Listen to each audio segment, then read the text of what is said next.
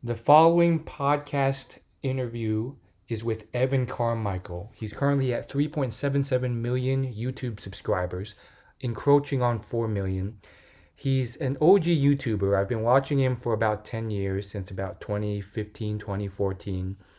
And yeah, he was one of the first big like personal development compilation YouTubers. Back in the day, he kind of dominated the internet with these videos that were like top 10 rules for success for X person.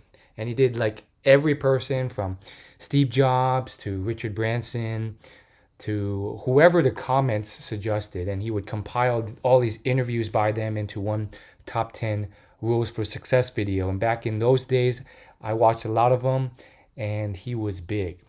Now he's reinvented his channel and all this stuff. And I just wanted to give this precursor before jumping into the podcast because one, the audio quality isn't great, and I have to acknowledge that. That is because I was trying out these new Bluetooth wireless microphones, and it was kind of stressful because we were in the car. I wasn't planning on filming in the car, but you know, I had very limited time with him, and he had to drive to the airport. So the Bluetooth microphones picked up too much noise. I wasn't expecting that. And they would kind of hit the max volume a lot. So I had to do as much as I can using post production audio to fix that. And I did the best that I could with multiple tools and features. But you'll still notice some clipping. The audio quality isn't great. Hopefully, you can get past that. But it's also interesting because I did this whole 1 hour podcast in a car with him.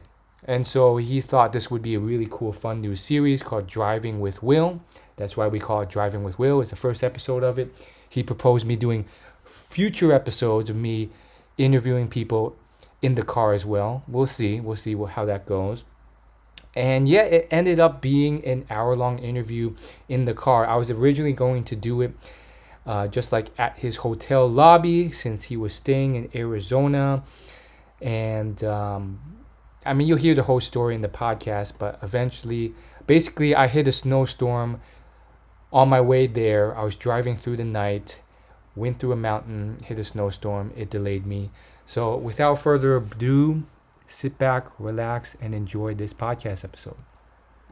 New series, New series, Driving with Will. Jinx. So I am here with a entrepreneur, a creator, a motivator, a YouTuber with 3 million subscribers, almost 4. Someone I've been watching for over 10 years. 10 years. Wow. Evan Carmichael. This video is going to help get me to 4. I think that's the Yes, answer. you're close. You're close. So Will, we met on Twitter. You messaged me saying, I heard you're coming to Vegas. Let's do something, right? Is that how it started? Yes. So I've you know, I reached out on Twitter, and it was kind of a shot in the dark, and you were generous enough to respond, and you said you were in Arizona, and I was like, I'll drive out. So that's basically how it happened. Let's do it. I am Will's videographer today, and he is my chauffeur. That Will woke up at midnight to start driving here. So you Yes. thought you were going to get here at like 6 a.m.? Yeah, I thought I'd get here early, and then the Waze app brought me through a mountain in Nevada, and I hit this giant snowstorm, which, you know, I'll throw in the B-roll. It was crazy. You could barely see out the front of your car, and that delayed me. And I'm just very happy that Evan here was generous enough to wait for me and for me to meet him. I mean, I've been watching his content for so long, consumed so many videos by you, and I mean, it's such an honor just to be here with you. So thank you. Cool, man. Well, we've got we still have half an hour. Like, I don't have to be there until 10:30, so that's going to get us there at 10. So we can even pull into a parking lot if you wanted to. Okay, I'll pull in right here. Tacos and Craft. Tacos and Craft. Have you been to Tempe, Arizona before? I have. You have? Yes. Okay. And I will say it's pretty nice. I mean, sure, there's some sketchy areas, but there's like some really nice areas too. I've been to a few of the like fancy shopping malls here, and I mean, they are high end. Okay, so he was supposed to get in at 6. We were supposed to meet at 8, and then the snowstorm really lagged him out, and so we got. I kept getting updated times. You know, it's supposed to be like 8:30, and then like 9, and then 9:15, and then what time is it now? 9:45. We're basically starting this thing. So instead of just having a 15-minute episode, we thought, well, we'll do a new series. Will in the car, and this is episode 1 of that. So here we go. You got a bunch of. We'll see how long my arm lasts. Yeah, so I guess my first question for you, Evan, is a fun one. So, salsa dancing has been a huge part of your life, and I was just wondering, this is something you've done for fun while you've grown your YouTube channel. How has salsa helped you succeed in life, and would you recommend having a hobby and doing something for fun on the side while building towards your goals, or do you think it's better to just do nothing but work? Better is a personal question. You know, what's better? Some people just love work and business and that's it, and some people love having other hobbies and interests, right? I mean, it's like, what is balance? What is work-life balance? It's different for everybody, right? Like for me, this isn't work. Is this work? No, it's for me. It's fun. You know, it's like I get to hang out with you. Driving, I love the story. Driving from Vegas, and now we're going here. This isn't in my calendar. It's like this is work, right? So salsa dance has made a big impact on my life. I never learned to dance growing up, and so I wanted to learn. And that's how I met my wife, and we still dance every week. And I own the largest dance studio for salsa in Canada, and it's a good creative outlet and a fun thing to do with my wife. So my wife is involved in the business too, and it's fun intellectually, but this is, especially if you have a partner, it's a fun connection. So if you're single, it's great to go meet people, and if you're in a relationship, it's a great fun thing to do besides just kind of watching movies and vegging out or whatever else. Um, I don't know if you need to have hobbies outside of business. It's certainly, I've never really thought about it as a strategy. Like I do this because I need an outlet. But between salsa dancing and League of Legends and maybe some Minecraft with my son, I think those are the things that I would do. Love League. I've got 2 million mastery points on Teemo. Wow. I'm a Teemo main. And like if my wife was out with friends, if she was out on a Friday night or something with friends, it's probably an 80% chance I'm going to do some work, and maybe a 20% chance I'm going to do some League of Legends or something else. But I don't judge it. It's like whatever I'm feeling. If I had a really crazy, intense, taxing day mentally, I'll probably play some League of Legends. If it's been a pretty light open day, it's like, okay, I get to do some more work. Let's go. So I think it just depends on like do you need to de-stress from your work? Do you need to have that other outlet? And for some people, it's yes, and they need a lot of it. And for some people, no. But I think the more fun you can have in your business and mix them instead of it just seeming like there's work and then there's something else. I mean, even salsa dancing, I own the studio. Right, You yeah. know, we turned it into a business. I like it. I don't see that as work. Awesome. Oh, I gotta make sure I'm holding the camera properly here. It's a little off. Okay, hold on. You can guide me if the camera's No, I think it's good. now We it's got good. our Okay, faces in there. We hold got on. some of our bodies in there. My arm's getting tired. Let's see how I can I can hold position it this. too for now. Oh, true. Yeah. Actually, you can hold it. Yeah, I'm not driving Yeah, yet. exactly. My arm's already falling off. Perfect. Great. Question 2 is with Will. So you have such longevity on YouTube, and I think that's extra special. Not only have you hit a subscriber count that's rare, but you've stayed on YouTube and stayed relevant. Whereas, a lot of top YouTubers can kind of come and go in like 2 or 3 years. So how have you been able to reinvent yourself and keep up with the different changes and trends and demands of content over the last 14 years, basically? Yeah, so what? I started in 2009. There, at the beginning, I wasn't having success. You know, like at the beginning, I had what first year I had 25 subscribers. 5 years in, I had 2,000 subscribers. Like, how long are you in on YouTube? Uh, Probably a little less than you, maybe like 10 years. You've been 10. doing it for 10 years? Yeah. Wow. Okay, good. No, most Hmm. people I meet are, it's like, oh, I'm just starting, or, okay, so you've been, you've seen the game a little bit. Yeah. But in the first 5 years, I wasn't getting any traction. It was no results. It was no winning. It was me just doing it to do it, just to try to have fun. I thought it would help people. Like if 50 people watched the video, it's like that's 50 people who saw my video. Hmm. Nobody had 1 million subscribers when I started my channel. It wasn't even a thing. Like 10 years ago, you like YouTube influencer didn't mean anything. Yeah. So it wasn't a strategy at the beginning. Now there's a lot of people, a lot of the OG people are leaving YouTube. They're quitting. Or they're getting burnt out. Yeah. I think what's happened more recently is it's starting to become more professional.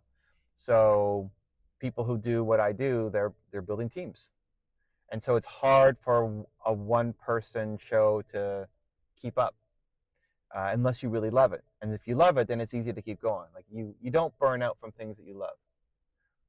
I've been making videos for 15 years. I still love it. It's like, let's do it. Let's do it in the car, whatever. Let's just make videos. It's awesome. I love it. I love helping if I can. Uh, but if you see it as work or it's just a strategy, you're gonna give up. Like you never win. What Nick Peterson says, you never win the race that you don't want to be in. Mm. And so a lot of people are doing too much work that they don't like. Like if I was doing accounting, I would burn out in a day. But making videos is 15 years and I haven't burned out. Like I still love it. So like, do you actually love the thing that you're doing? You waking up at midnight to get here and you're all excited. It's because you love it. Where somebody else, tell them. So imagine for work, right? Like I need you to wake up at midnight and drive to True, Arizona true. through a snowstorm to pick up some guy and go to the airport. He's like, what? Can't you just call an Uber or something? But why? Because you love it, right? And so Yeah. that's always the key to success and longevity, is that you actually love the thing that you're doing. The thing that's helped me over the years is I slowly replace uh, me with people to do all the things I don't like doing. Like editing was the first one that I gave up. I don't like editing. I did it myself at the beginning. I used Windows Movie Maker, early school I or remember old that. school Yeah. software. It's like the easiest thing to use. It's not fancy at all, but just get it out there. Um, and then I used Camtasia. I don't remember. Anyway, but then I hired an editor, and then now we've got multiple editors on the team, and I just have to film. Like if I was filming this, like, okay, great, done. Send off to the editor, and they're gonna go make it great. Uh, and so if I had to edit every video, it would take me way longer, and I wouldn't be as happy. And so a lot of the people who are quitting YouTube, either one, just don't love it anymore and haven't found the thing that they love anymore, because we evolve as people. We grow, we learn. Your channel is all about personal development. You're learning new things. You're growing. You're improving. You meet somebody. They give you a nugget. Like who you were 10 years ago is different than who you are now. If you still make the exact same videos that you were 10 years ago, you wouldn't be happy, because you grew as a person, but the work you're doing stayed flat.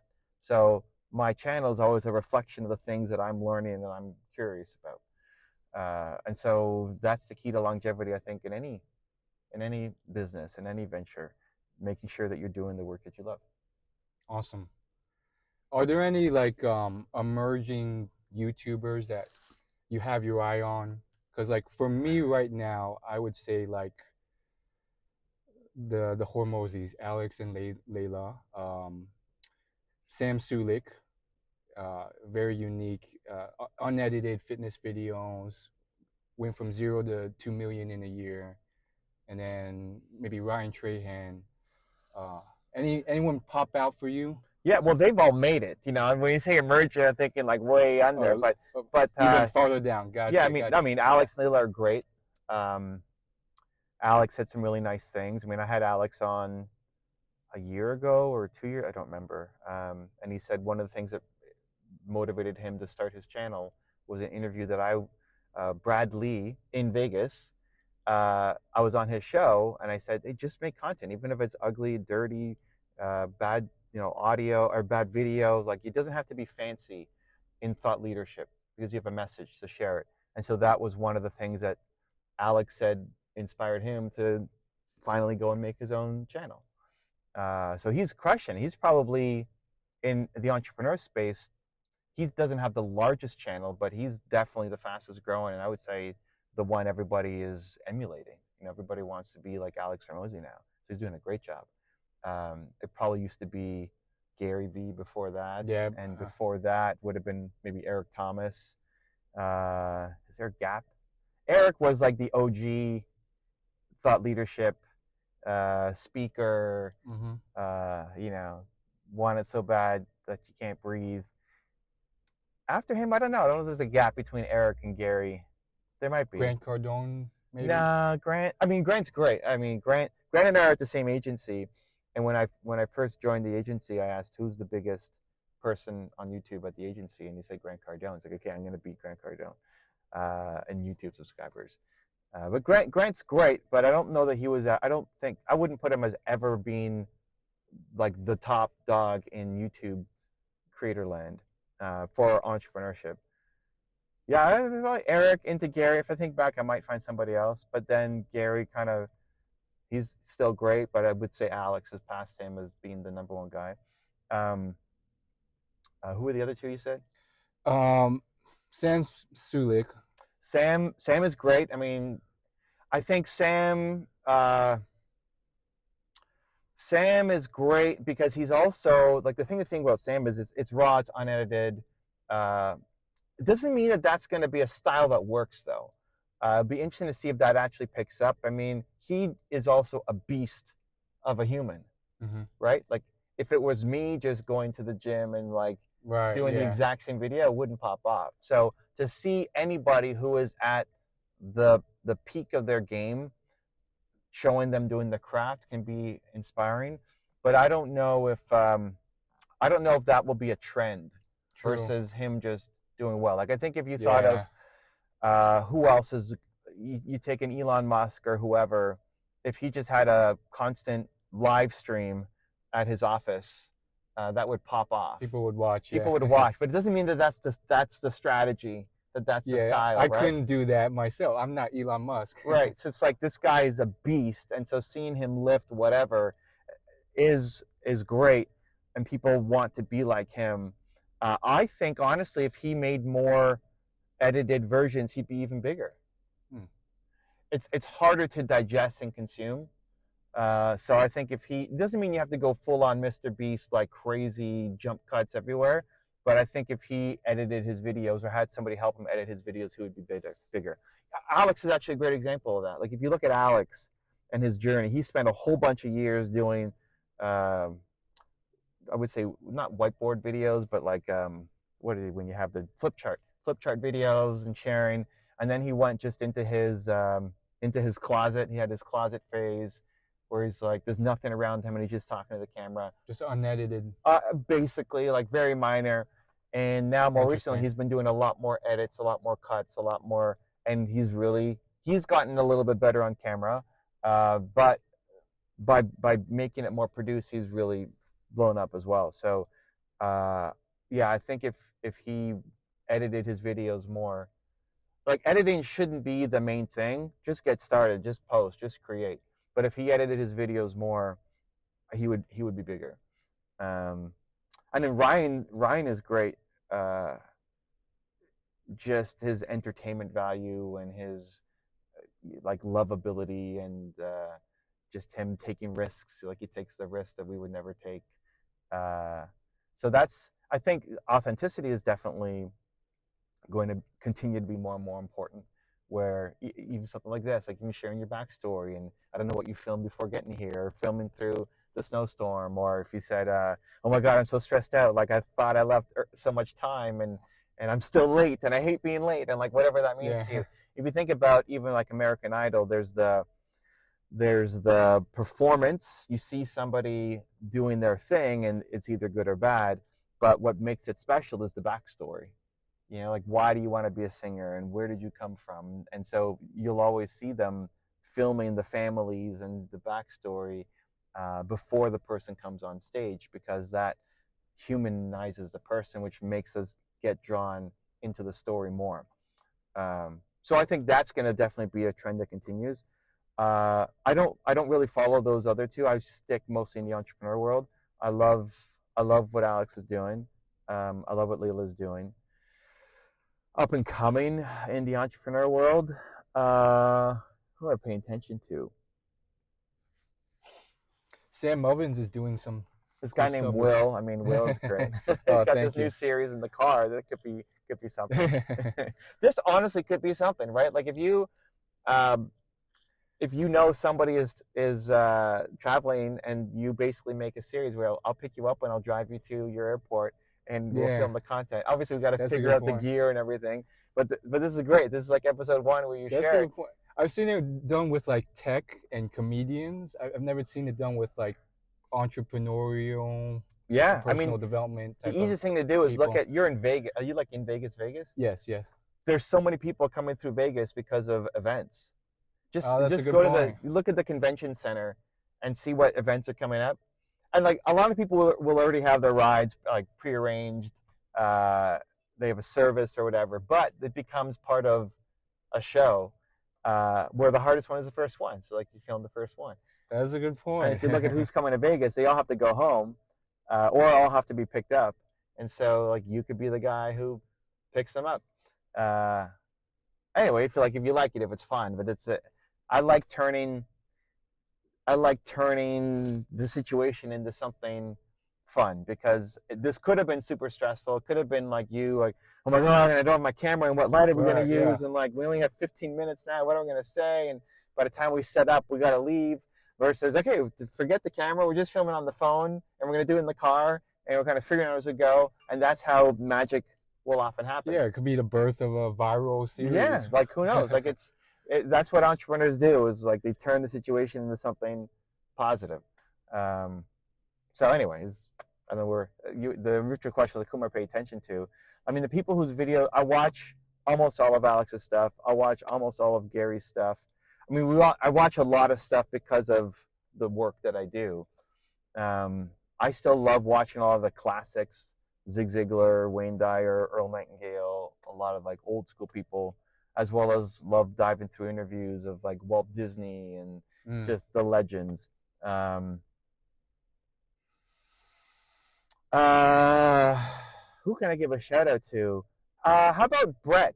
Brett, I forget his last name. Brett from is it WGMI? We're gonna make it. Brett from WGMI. Brett from WGMI. Brett something, it's a long name, from WGMI, creator on the rise. He's got 500,000 subscribers, or 400,000 or something. He is all about AI and building how to build your own SaaS company. So turning what you do into software that then you can sell. And so I follow a whole bunch of people about AI, because we're always trying to figure out how do we apply AI to our business. Most of the creators are pretty big, and so Brett's on his way up. And I'll watch a good chunk of his videos. His interviews are really good. So shout out, Brett. I'll check him out. First time of hearing about him. How's your arm doing? A little bit tired, right? but It gets there. You gotta go tripod. cool. I've been like holding. Yeah, I know. Dropping Or you it get here. a ring. Like, if you get a Yeah. ring like that, like my phone has a ring, right? So you can. Oh yeah, that could work well. Yeah. Then Yeah. it's a lot easier. Then you can just go like this. Yeah. Certainly a lot of options for. Yeah. Episode Mounts 2. and whatever. Yeah. I like you already think about episode 2. It's great. Time check 10:05. It says we'll be there 10:18. So I have to be there at 10:30. So that's when we'll be there then 10:18. we're good. Yeah. Let me check the mics to make sure they're still blinking. You see a green light go? Yep, mine's good. It's not blinking. It's just green. Oh yeah, then we're good. We're good? Okay, Yeah. we're good. It doesn't have to blink. Okay, so this is another question I prepared. A couple months ago, Leila Hormozi said in a video Yeah. that you reached out to interview her dad, Mm-hmm. and then that video went viral. And so I found that to be a really interesting strategy. You reached out to someone who doesn't get reached out to often, and through that you get some unique content, and um, it really kind of also helps you build that bond with Leela. So can you tell me a bit more about that story? Because I was trying to find the actual video, and I don't know if it was lost or. No, it's not lost. So this is funny because people ask me about these things. It's like it's not a strategy. Mm-hmm. It's just kindness. Okay. So,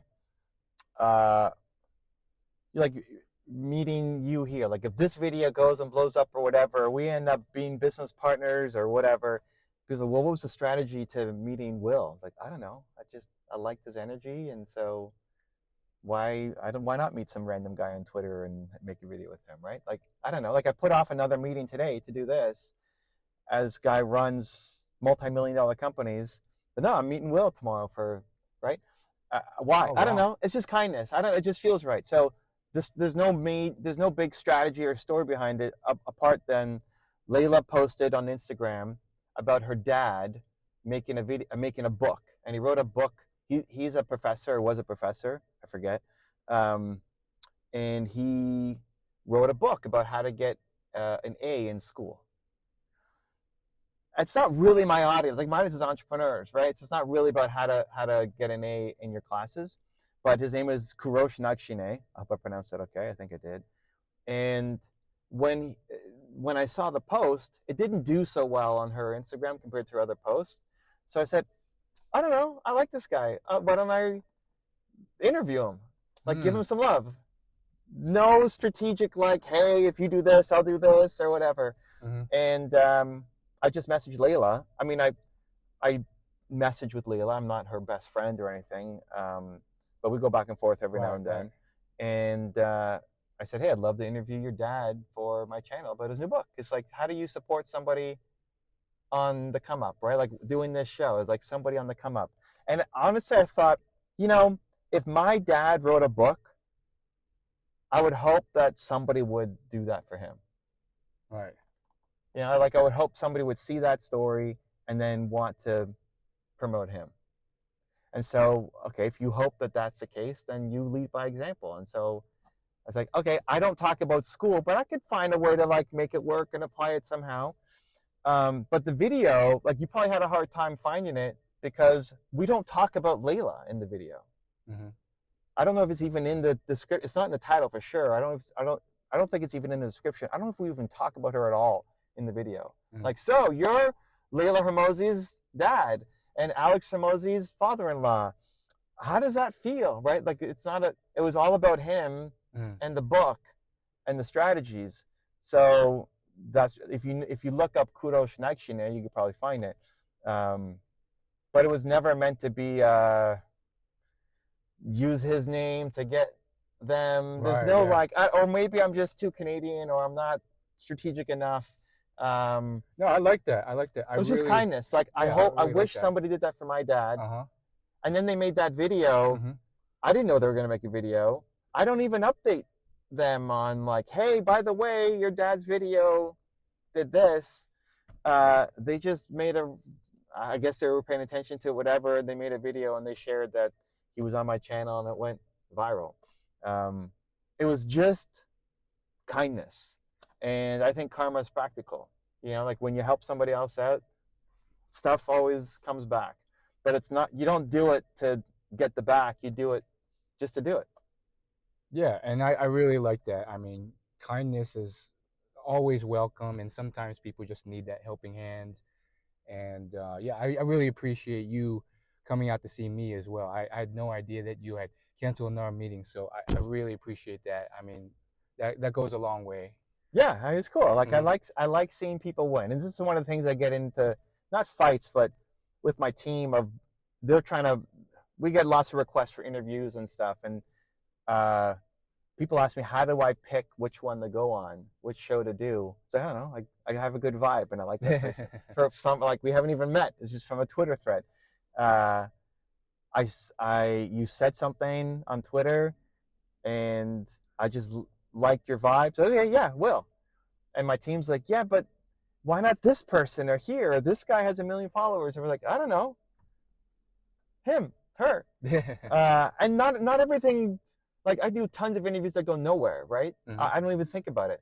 Once we did the Kurosh interview, great. I wasn't. There was no follow up. There's no thinking about it. I liked our session together. He ended up then doing the book launch for Alex and Layla, and so that's his new gig, is like helping them launch the book. So maybe we do a round two with him. I mean, I'm happy to. I love talking to Alex. It's great. We did an interview. I haven't done an interview with Layla. We're trying to schedule that. But I love to talk to her dad. Like, it's great. He's great. Yeah. I'd be happy to have him back on, and let's talk about the book launch, right? Like, Book launches are he's cool. complex from what He's I've a cool heard.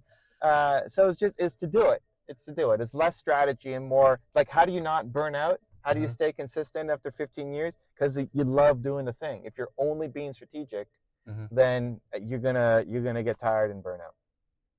Awesome, awesome. So, one thing that stuck with me that you said over the years is kind of playing to your strengths.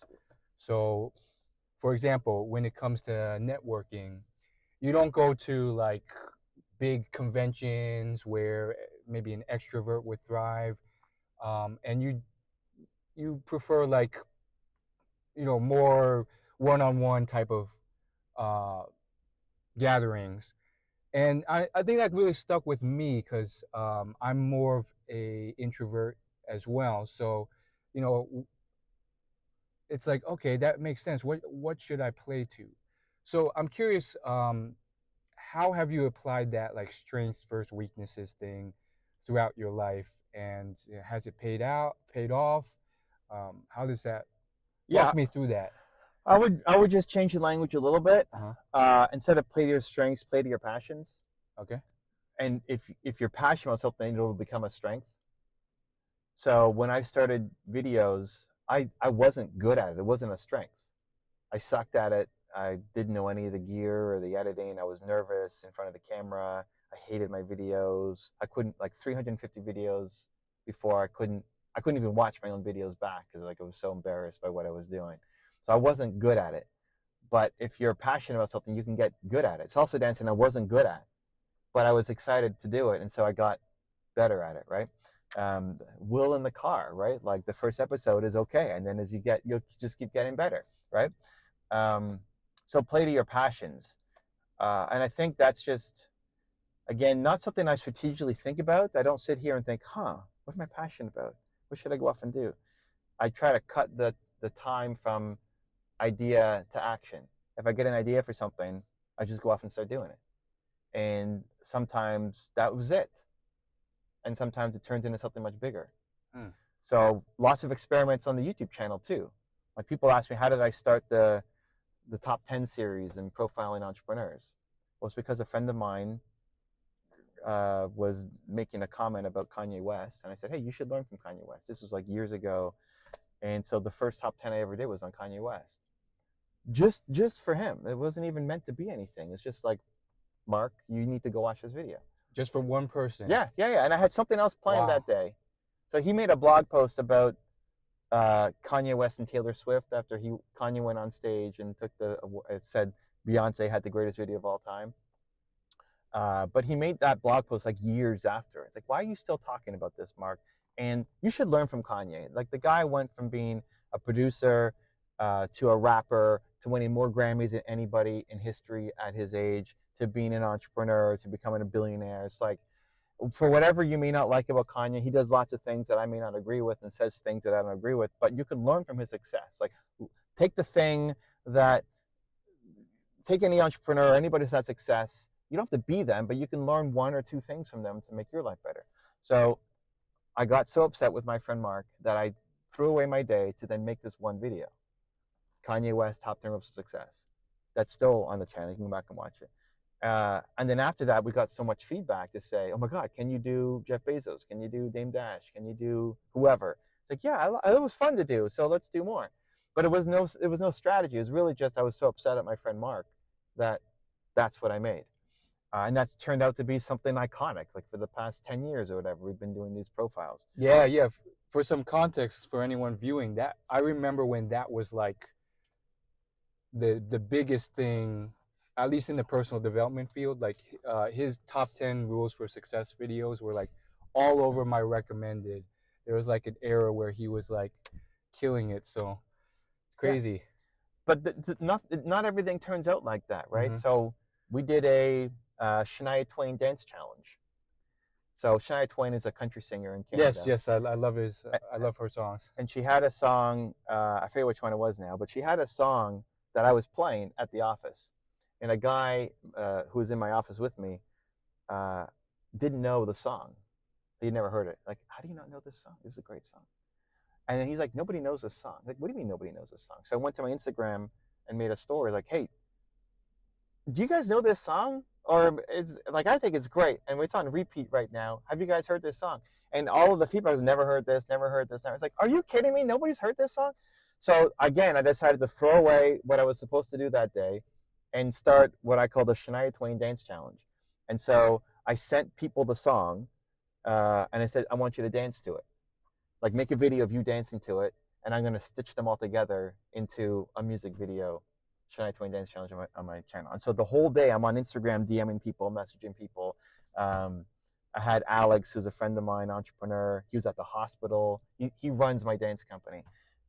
He's at the hospital visiting his mom. Nothing serious. And he said, Alex, you're a dancer. Like, you need to do this. It's like, but I'm at the hospital. Like, I don't care. And so he grabbed the nurse and started dancing with her.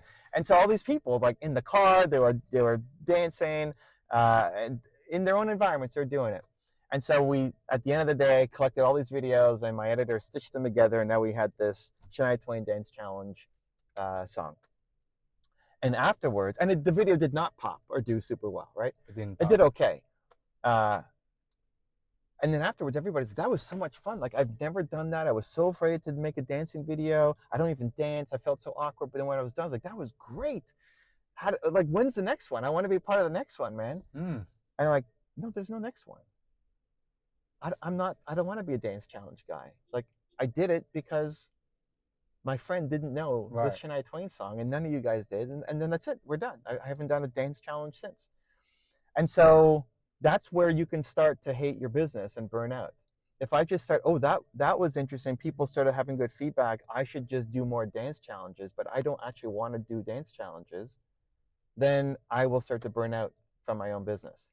And so I don't overly judge the things. I'm happy to go off and give it a try and see what happens. And great things often happen.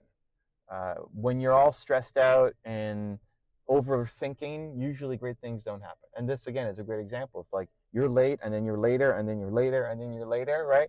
And they're like, oh my God, if he's like most videographers, he's going to come, and then we have to set up lights. It's like, he's going to have a 5-minute interview, and then I got to go, right? It's like, hey, I'm excited. Why don't we do Will in the car, and we'll see what happens? And you're like, yeah, it'll be fun, right? Now you end up getting like a 40-minute interview or whatever, right? and more fun.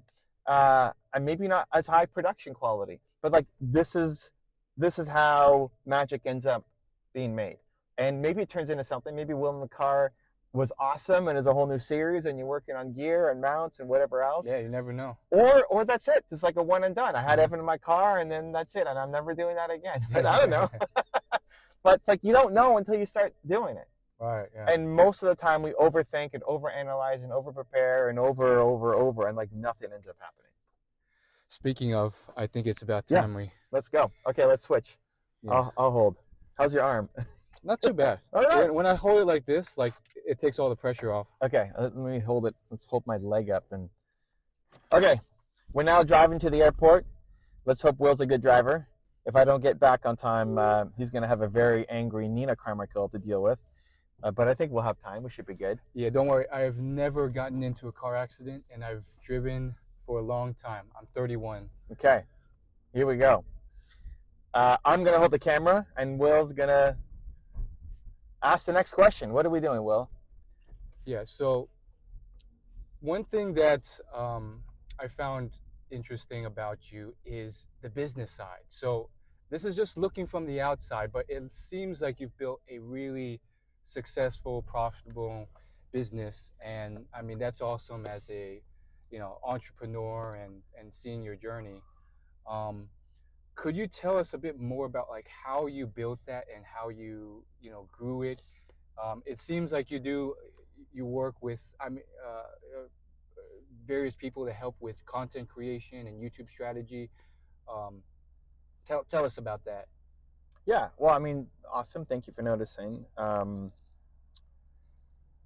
It's funny, like, what is success? I mean, if I was 19 or 11 looking at the Evan today, it's like, oh my God, look what you've done. That's insane. And I also don't want to feel like what I have done is insane, because then it's a cap for what you can do going forward. So we've got, a bunch of subscribers. It's awesome. I have 42, 43 people on the team. Awesome. And I have to catch myself, because every time I think, wow, that's insane. Like, I have 42 people on the team. Then that means, like, how do I build a 500 person company? 42 people versus 500 is nothing. So if you think it's crazy, then you put the limit on the growth. How did I build it? At the top is still the passion for what you're doing, right? Like, this is all based off of things that I love to do and I love creating. Once you figure out a business model, so I don't like spending a lot of money till I'm making money. When you figure out the business model, then immediately I start looking for hiring people who can do the things that I don't want to do. So we talked about the editor. Like, when I first hired my editor, I went from a video a week to a video a day because I was spending too long editing. And it was a skill I didn't want to learn. Some people love editing. I don't like editing. I respect editors. I need to work with editors or artists and super talented. I just don't want to be one. And so by me being everything, I'm going to go slower.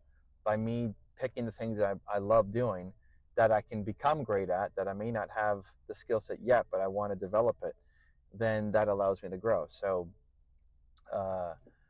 editing, accounting, legal, like all of these things that I had no interest in doing, to now even like research and help with thumbnail designs and strategy and posting to other social networks and everything else.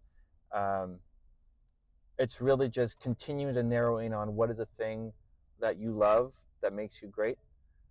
Dan Sullivan calls it unique ability. What's your unique ability? And spending as much time on that thing as possible.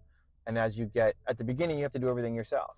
And then as you start to make a little bit of money, you invest it back into, even part-time, hiring the people to do the things that you don't want to be great at. You might be great at it still. Like, I might be a great editor, but I don't love it anymore. Or I'd love, this is where the people get caught on, like, this is my strength, so I should double down on it. Yeah, but if you don't love it, you should move on to something else.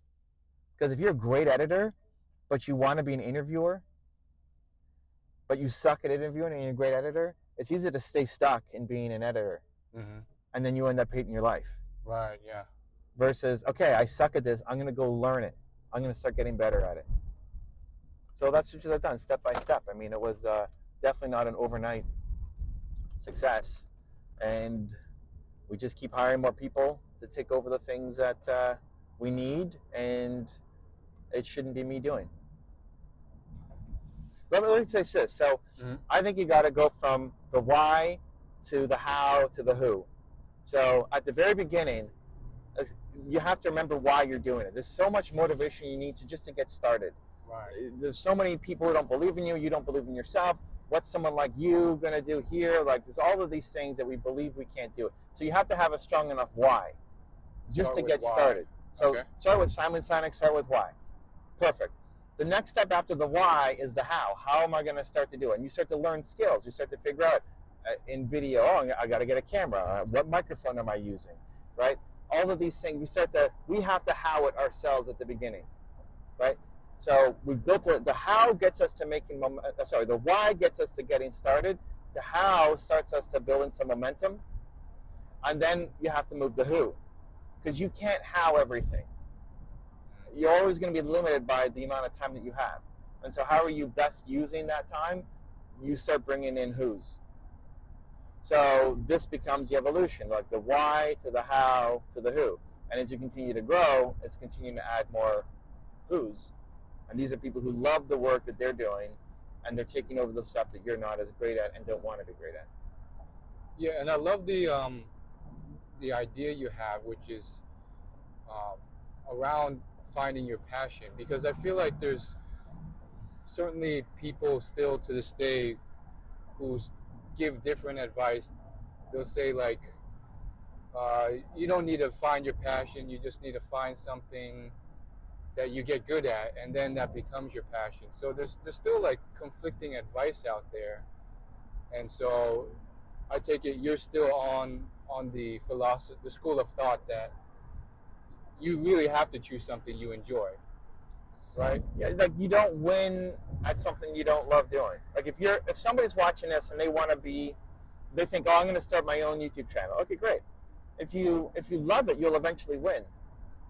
Because like you driving 9 hours to get here, for most people would be stupid and a waste of time. You're like, okay, I'm excited to do this, and you learn from the experience and you get better every single time. Totally. Even if it's not like working out, even if I had to leave early and you didn't make it, right? Like that could happen. Mm-hmm. Like, hey, sorry, man, like you were late and now I gotta go, and it's high in the parking lot, and It's worth the risk. It's like, and you learn the process, and next time gets better.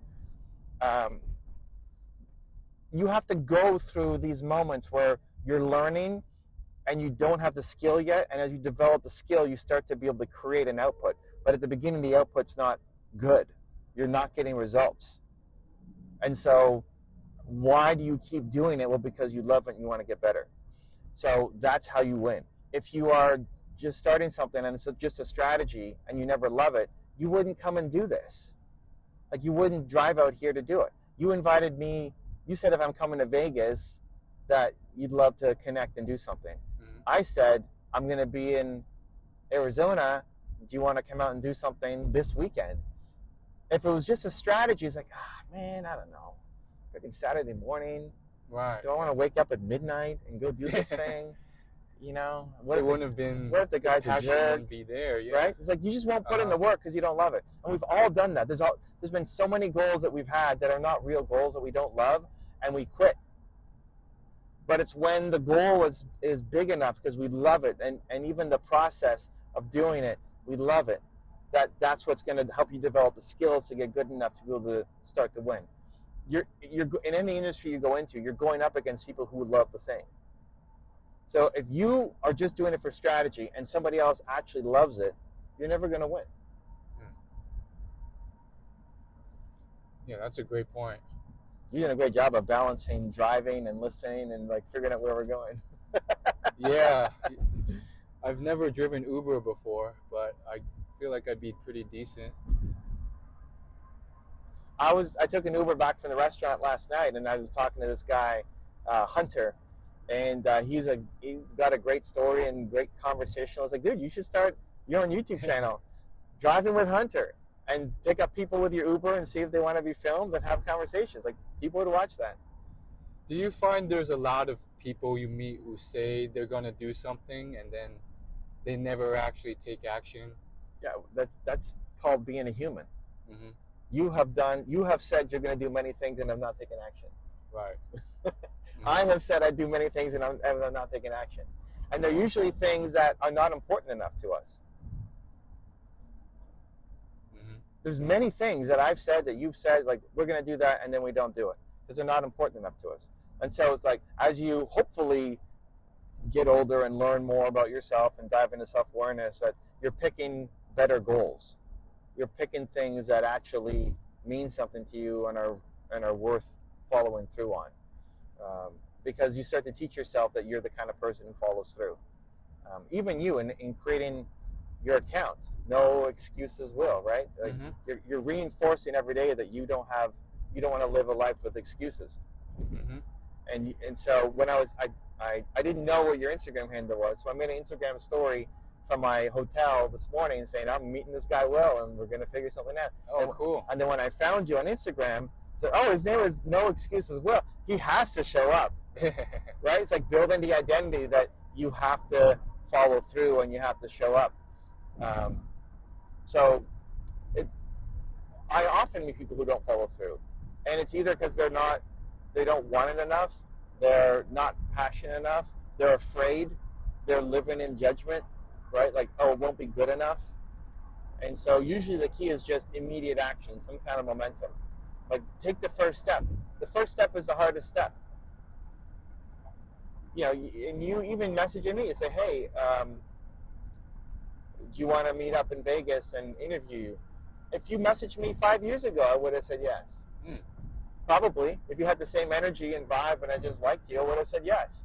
Interesting. So, and maybe you weren't even thinking about this 5 years ago. But people wait too long.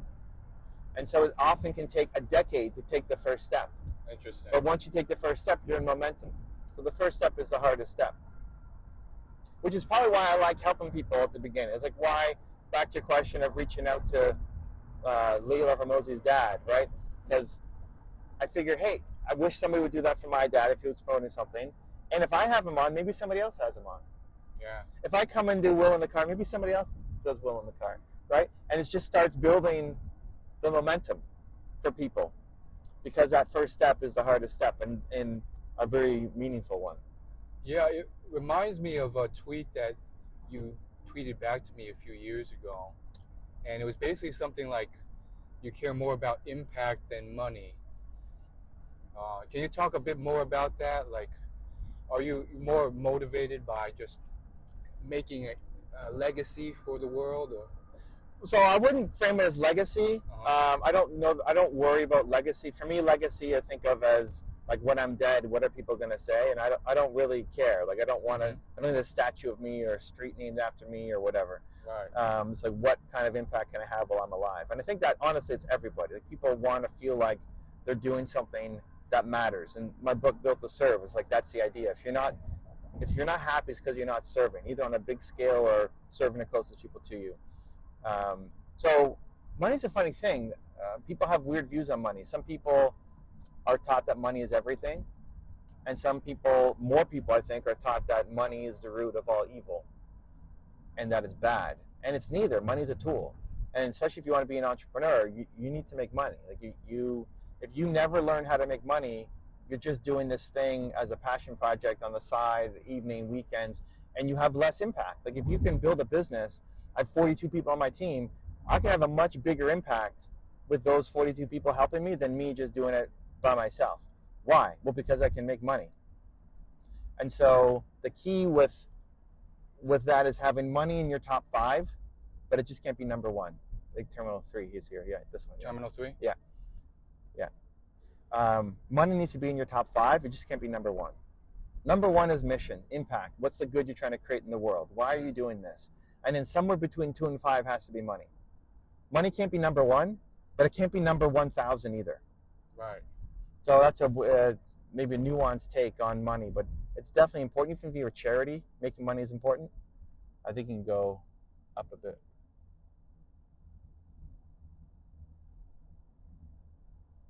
But anyway, that's my thoughts on money. We're here at the airport, and now we're trying to figure out. No, this is taxis. You got to keep going. I'm used to seeing like signs for each airline. Yeah. This is still Terminal 4. That's why you can keep going. Oh, okay, that's why. Yeah, Terminal 3. Seems like all taxis. Yeah, Terminal 3 is up ahead.